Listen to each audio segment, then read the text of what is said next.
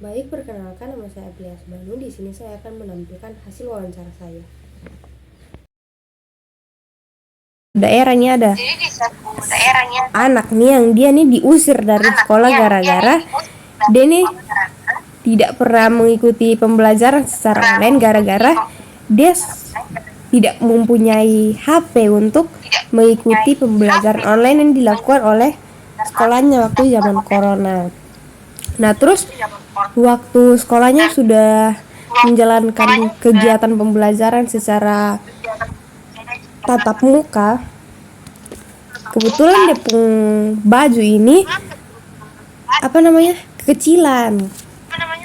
Nah, jadi waktu dia tantenya dia berusaha untuk pinjam baju di tetangganya tuh soalnya ada yang punya gitu, jadi dia kayak belum masuk, terus dia masuk tuh pas sudah dekat semua ujian gitu tuh sabar patok.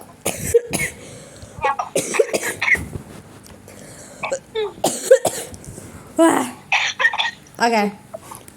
Terus waktu dia sampai di kelasnya tuh tiba-tiba dia wali kelas datang terus usir dia gara-gara dia pernah ikut pembelajaran. Nah, terus tiba-tiba dia hanya nongol pas ujian, terus dia pakai seragam. Nah, menurut Elsa tuh itu pantas kosan dilakukan oleh seorang guru kayak dia usir dep murid gitu. Sebenarnya sih pantas-pantas sih, soalnya kan ya berdasarkan hukum cerita kan tadi dia sudah ikut pembelajaran dari awal kayak masuk pas ujian cuman sebenarnya untuk kayak kalau misalkan punya hati nurani itu janganlah diusir lah, kayak dipanggil, diomongi baik-baik gitu, kira-kira kemana solusi yang baik, jangan langsung diusir begitu. Kayak kurang bagus kalau langsung diusir. Terus menurut Elsa tuh dampak yang buruk kalau pendidikan tidak diberikan kepada generasi muda, apalagi kalau dilihat dari ini kasus nih kan dia kan kayak tidak memiliki HP untuk belajar gitu, makanya tidak mengikuti kegiatan pembelajaran secara online gitu. Dampak buruk kayak pendidikan di Indonesia kemana?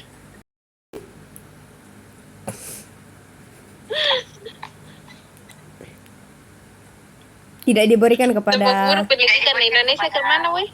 Tidak diberikan kepada generasi muda, apalagi kalau dilihat dari ini kasus kan dia kan kayak mana kayak maunya dia kayak ikut pembelajaran gara-gara ada HP gitu. Karena kondisi perekonomian begitu toh. Dampak buruk kalau misalkan pendidikan di Indonesia itu sudah diberikan kepada generasi muda kan artinya ini apa toh, Indonesia sudah bisa berkembang tuh di situ karena kan yang paling mendasar dari satu negara yang berkembang tuh karena kan dia pendidikan yang bagus, dia punya apa yang bagus gitu toh. Kalau misalkan pendidikan sudah ada tuh pasti Indonesia ya akan begitu akan maju gitu. Terus yang tadi itu kan karena kendala ekonomi gitu ya, so bisa dipungkiri itu kalau Indonesia tuh masih dia perekonomian tuh kayak masih menengah ke bawah kebanyakan gitu toh. Kalau misalkan ke sekolah online terus kayak ada murid yang begitu, menurut gue sih harus ada perhatian khusus dari sekolah supaya ini kayak ke sekolah kasih dia tugas khusus lah begitu atau apa supaya dia tetap bisa ada pembelajaran yang masuk ke dia begitu kan kosong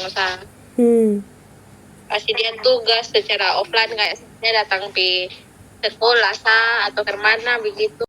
Bisa juga pemerintah kasih dana, kasih sekolah kayak untuk kasih itu sekolah kayak komputer supaya kayak yang ada HP kan dia bisa ambil tugas di sekolah atau kayak dia bisa ikut meet lewat sekolah gitu.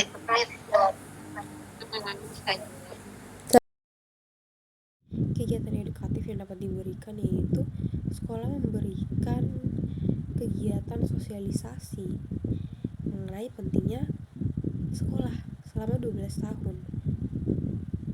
Nah, yang kedua itu sekolah memfasilitasi sekolah dengan komputer supaya siswa yang tidak memiliki handphone ini bisa menjalankan kegiatan pembelajarannya itu dengan ke sekolah saja, misalnya dengan mengambil tugas di sekolah atau juga dengan mengikuti Meet lewat komputer sekolah.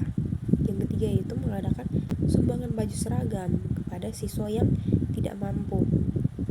Nah, yang keempat itu memberikan beasiswa kepada siswa yang tidak mampu. Nah, ini lebih ke pemerintah memberikan beasiswa kepada siswa yang tidak mampu ini. Nah, bagaimana cara mereka memberikan beasiswa kepada murid yang tidak mampu? Yaitu dengan cara mereka mensurvei sendiri siswa-siswa yang berada di sekolah-sekolah, terkhususnya sekolah-sekolah yang berada di pedalaman, seperti itu. Harapan saya untuk kebaikan bangsa itu sudah pasti. Semoga kedepannya para tenaga pendidik ini lebih baik lagi dalam menjalankan tugasnya. Nah, bila mereka sudah dipercaya menjadi wali kelas atau kepala sekolah misalnya, mereka lebih bisa bertanggung jawab lagi dalam jabatan yang telah diambil itu. Seperti contohnya tidak main hakim sendiri atau menanyakan hal-hal yang menurut mereka itu tidak sesuai, seperti itu. Dan mereka lebih memfilter omongan mereka lagi supaya tidak terjadi hal yang tidak diinginkan seperti kasus di atas,